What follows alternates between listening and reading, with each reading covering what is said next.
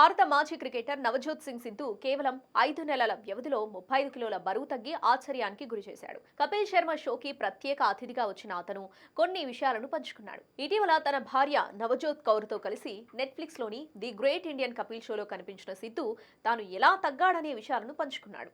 Instagram లో తన ఫోటోలను షేర్ చేస్తూ ఆగస్టు నుంచి నేను ఇప్పటి వరకు 5 నెలల్లోపు 33 కిలోలు తగ్గాను అని చెప్పాడు. ఎక్కువ దూరం నడవడం, సరైన ఆహార నియమాలు పాటించడం, ప్రాణాయామం చేయడం, సంకల్ప శక్తి ద్వారా ఇదంతా సాధ్యమైంది. ప్రయత్నిస్తే అసాధ్యమైనది అంటూ ఏదీ లేదు అంటూ రాసుకొచ్చాడు.